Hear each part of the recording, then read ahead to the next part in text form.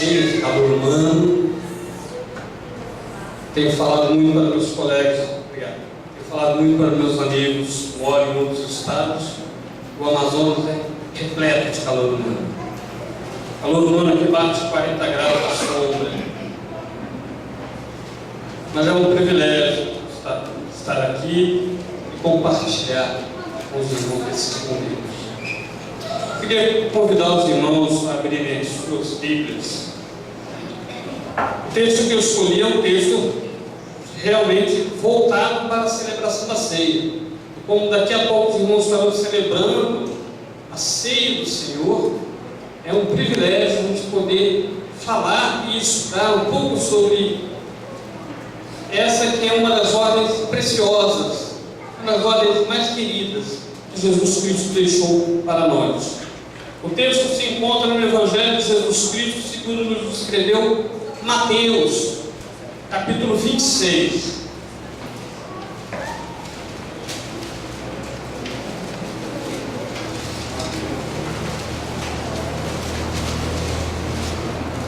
Medida que os irmãos foram encontrando, capítulo 26 do Evangelho de Jesus Cristo, segundo Mateus, por gentileza, coloquem-se em pé.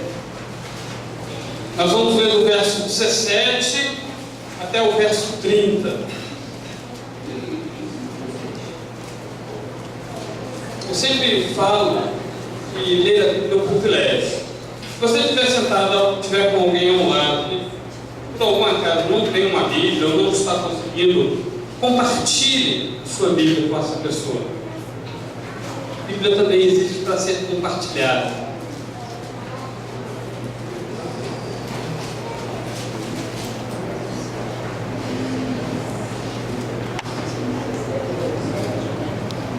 Diz assim a palavra do Senhor, Mateus capítulo 26, verso 17 ao verso 30.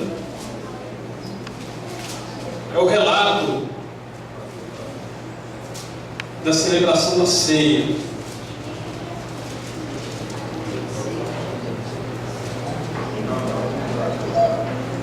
No primeiro dia da festa dos pães sem fermento, os discípulos dirigiram-se a Jesus e lhe perguntaram: onde queres que preparemos a refeição da Páscoa? Ele respondeu dizendo que entrassem na cidade, procurassem um certo homem e lhe dissessem: o mestre diz, o meu tempo está próximo, vou celebrar a Páscoa com meus discípulos em sua casa. Os discípulos fizeram como Jesus os havia instruído e prepararam a Páscoa. Ao anoitecer, Jesus estava reclinado à mesa com os 12, e enquanto estavam comendo, ele disse: digo-lhes que certamente um de vocês me trairá. E eles ficaram muito tristes e começaram a dizer um após o outro: com certeza não sou eu, Senhor. Afirmou Jesus: aquele que comeu comigo do mesmo prato há de me trair. O Filho do Homem vai, como está escrito a seu respeito, mas ai daquele que trair o Filho do Homem, melhor lhe seria não haver nascido. Então Judas, que haveria de traí-lo, disse: com certeza não sou eu, mestre. Jesus afirmou: sim, é você. Enquanto comiam, Jesus tomou o pão e deu graças, partiu e o deu aos seus discípulos, dizendo: tomem e comam, isto é o meu corpo. Em seguida, tomou o cálice, deu graças e o ofereceu aos discípulos, dizendo: bebam dele todos vocês, isto é o meu sangue da aliança, que é derramado em favor de muitos para perdão dos pecados. Eu lhes digo que de agora em diante não beberei desse fruto da videira até aquele dia em que beberei o vinho novo com vocês no reino de meu Pai. Depois de terem cantado o hino, saíram para o Monte das Oliveiras. Deus abençoe a leitura da sua palavra. Podem sentar. Amados, no mundo inteiro, o brasileiro é conhecido pela sua hospitalidade. Embora isso tenha mudado um pouco nas grandes cidades, até justamente pela modernidade e pela questão da violência, ainda é uma realidade em muitas cidadezinhas pelo interior desse nosso grande Brasil. As pessoas são muito hospitaleiras. É muito fácil você chegar numa casa e ser convidado para o café da manhã, para o almoço, para jantar, dependendo do horário que você chega.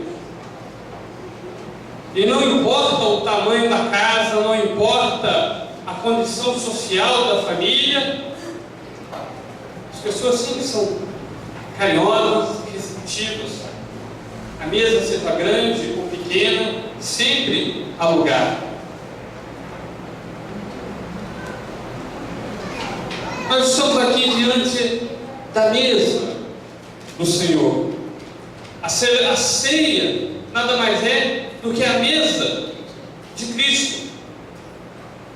Estamos aqui para celebrar uma cerimônia, um privilégio, cumprir uma ordenança de Jesus Cristo. Não é um ritual. Por quê? Porque ele não confere favores especiais a quem dele participa.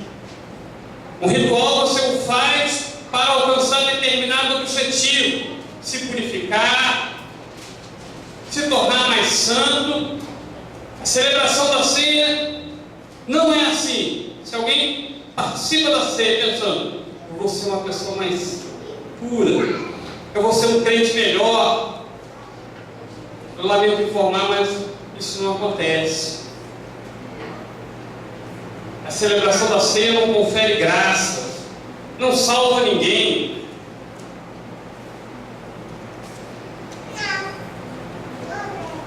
Ela não tem nenhum favor, nenhum pensamento sobrenatural, embora mais tarde a gente vai ver ao longo da mensagem, há ensinamentos em outros grupos religiosos, mas a verdade é que nós entendemos que a ceia, participar da ceia, não adquire graças para quem dela participa,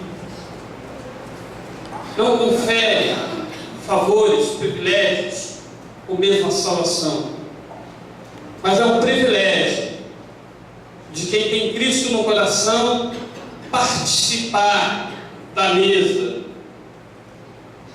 do Senhor Jesus. Mas o que é a mesa do Senhor Jesus? Quando a gente lê a palavra de Deus, quando nós nos debruçamos sobre a palavra de Deus, sobre a Bíblia Sagrada, nós vemos alguns ensinamentos muito importantes, e que são esses ensinamentos que eu quero compartilhar com vocês.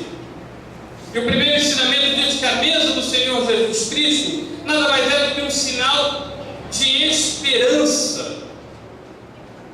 Observe que ao longo do ministério terreno de Jesus, ele foi acusado muitas e muitas vezes pelos fariseus, pelos grupos religiosos de Israel, de partilhar da comida com pecadores.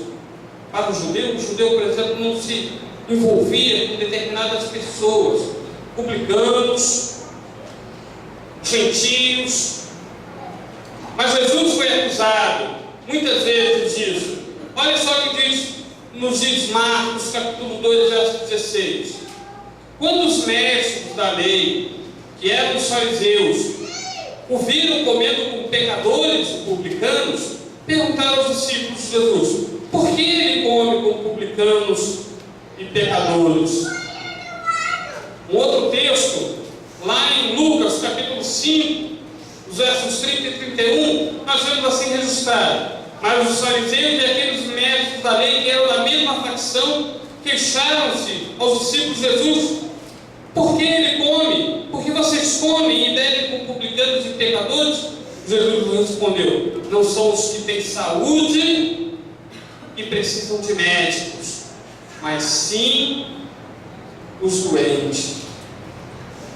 Por esse lado, então, nós entendemos que a mesa do Senhor Jesus é um sinal de esperança, é um sinal de esperança aos doentes, aos enfermos, aqueles que precisam de médico físico ou médico com um médico espiritual.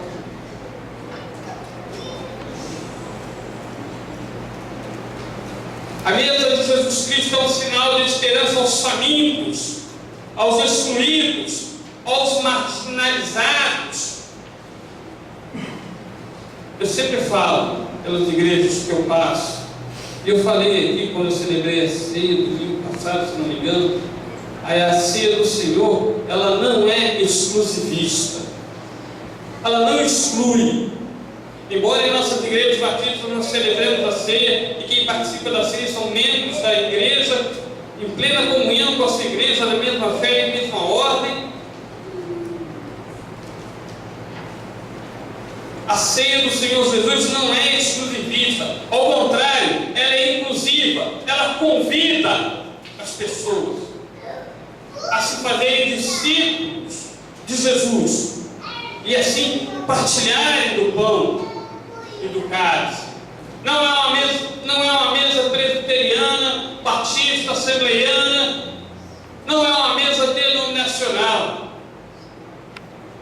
é uma mesa dos crentes, dos servos de Cristo. Não faz acepção de pessoas. Em segundo lugar, a mesa do Senhor Jesus aponta para uma nova realidade. Quantas vezes pensamos na nossa realidade aqui, e infelizmente eu tenho encontrado cada vez mais pessoas que encaram essa nossa realidade como a única realidade. Às vezes até mesmo cristãos, crentes sinceros, olham e pensam: nada vai mudar, nada vai acontecer, vai ser tudo assim, morremos e acabou. Mas a mesa do Senhor Jesus, ela aponta para uma nova realidade. É o aspecto escatológico, é a mensagem escatológica da celebração da ceia, aponta para o futuro. O apóstolo Paulo, em sua primeira carta aos Coríntios, capítulo 11, verso 26, diz assim: todas as vezes que comerem deste pão e beberem o cálice, anunciais a morte do Senhor até que Ele venha. A mesa do Senhor Jesus aponta para a volta de Cristo, para uma nova realidade. Tem um grupo evangélico que tem no seu logo, no seu logotipo, uma frase, diz assim: presença eterna do Espírito Santo. Infelizmente, esse logotipo, essa frase, ela na verdade ela não deve se consumir, não deve se concretizar. Porque a Bíblia nos diz que haverá um tempo em que nós não precisaremos da presença do Espírito Santo conosco, porque estaremos na presença do próprio Jesus.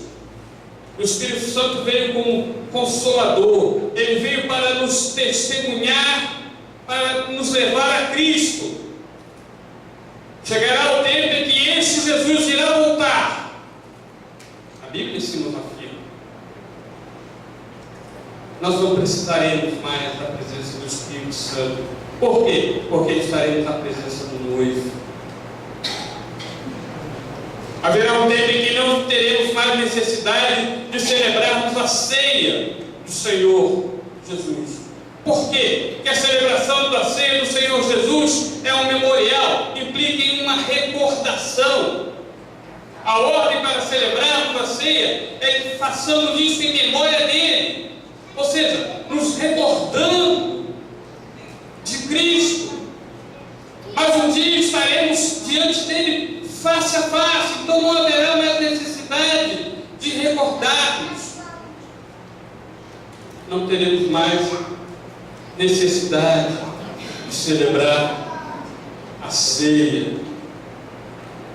Então, meus amados, a ceia que iremos celebrar daqui a alguns instantes tem este aspecto, ela nos remete momentaneamente para o futuro.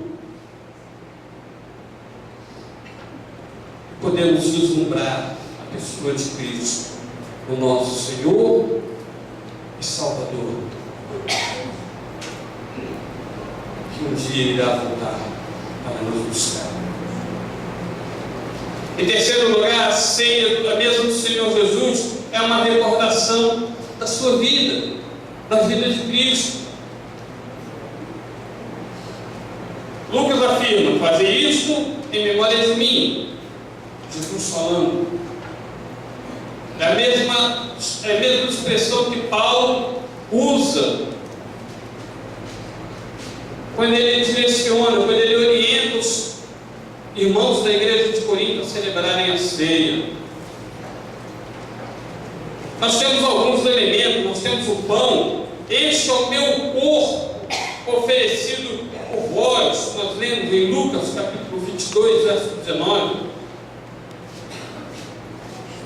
Essa é uma expressão simbólica, uma figura de linguagem. É importante nós frisarmos algumas coisas. A Bíblia fala sobre o corpo e o sangue.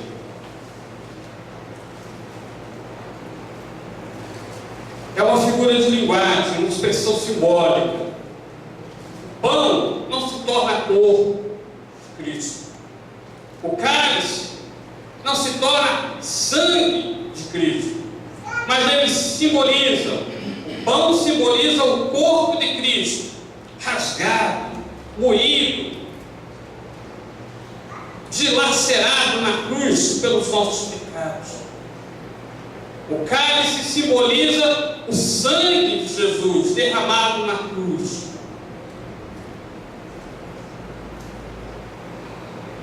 Em nosso favor.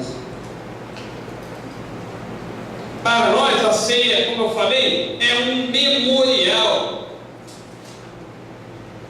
Ou seja, é um instrumento de recordação, um instrumento de lembrança, um instrumento de proclamação. Porque quando celebramos a ceia, nós proclamamos em alto e bom som que este Cristo que morreu na cruz, hoje vive e voltará.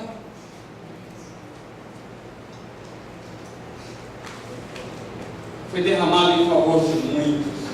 O profeta Isaías, capítulo 53, verso 11, deixa essa belíssima descrição. Depois do sofrimento de sua alma, ele verá a luz e ficará satisfeito. Pelo seu conhecimento, meu servo justo. E é importante frisar aqui, o profeta está falando de Cristo. Pelo seu conhecimento, meu servo justo justificará a muitos e levará a iniquidade deles. O profeta aponta para o Messias, para Jesus Cristo, para o Filho do Deus Altíssimo. O texto fala sobre a nova aliança, indicando que todos aqueles que participam, eles são herdeiros daquilo que Jesus conquistou com a sua morte, que é o reino de Deus. Novamente, Isaías capítulo 53, verso 5. Mas ele, novamente contando, Jesus, foi traspassado por causa das nossas transgressões, foi esmagado por causa das nossas iniquidades. O castigo que nos trouxe paz estava sobre ele, e pelas suas feridas fomos curados.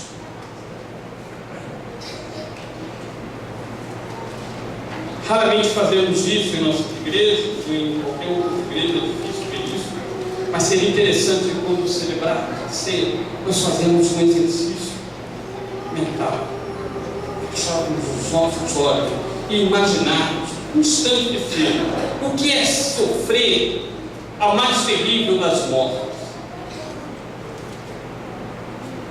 Nós vivemos em um mundo até muito humano, mesmo que a maioria dos países tem pena de morte, não todos, mas a maioria dos países, eles criaram leis para tornar a aplicação da pena de morte mais, entre aspas, humana. Nos Estados Unidos, por exemplo, a maioria da pena de morte é aplicada com a injeção letal. não acontecia no tempo de Jesus. Jesus foi condenado à morte da cruz. A morte na cruz é uma morte tão terrível, pelo simples fato de que não se leva muito tempo. A pessoa morre ao longo de um dia, às vezes, se ela for mais forte, 2 dias. Ela fica pendurada em um madeiro, o corpo sem forças. Alguns dizem que o que causa a morte, no final das contas, é a asfixia, porque os órgãos internos pressionam os pulmões a ponto de tirar todo o ar, e a pessoa simplesmente morre asfixiada, mesmo podendo respirar, mas com dores lancinantes. Jesus foi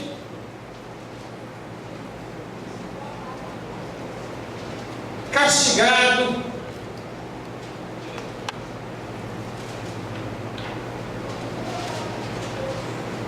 foi humilhado,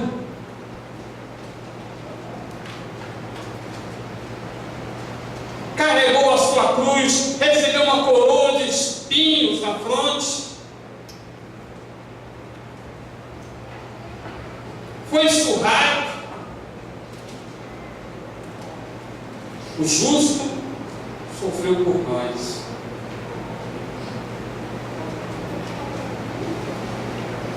O poeta romano dizia que essa morte é a mais terrível, era a mais terrível das mortes.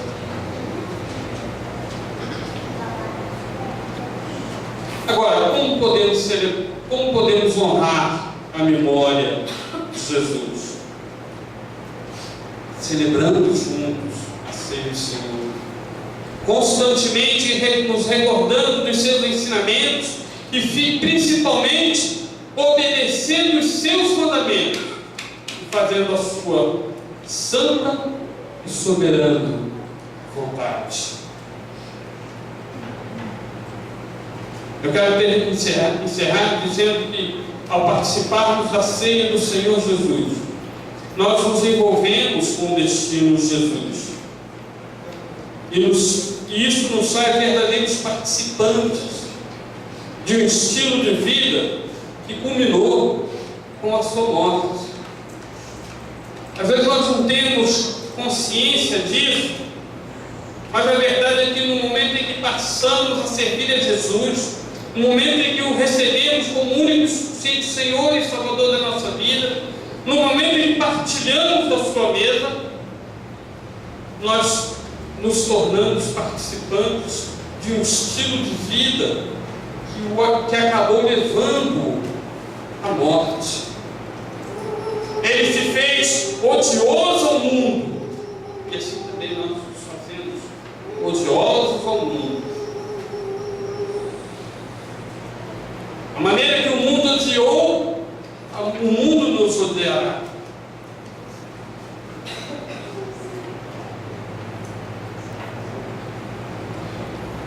Finalmente, participar da ceia é uma pequena amostra da grande celebração que se dará quando da consumação dos tempos e quando finalmente o reino de Deus ser plenamente implantado. Isso aqui é um pequeno espelho, imperfeito. É como os espelhos de antigamente, quase não mostravam o verdadeiro reflexo. Mas isso aqui é uma partícula, uma pequena amostra daquilo que será viver na presença de Deus, viver na presença de Cristo por toda a eternidade. Participar, celebrar, ser do Senhor, participar da sua mesa, é tudo isso, mas acima de tudo, é glorificar a esse Jesus maravilhoso que morreu na cruz em nosso lugar. Deus nos abençoe.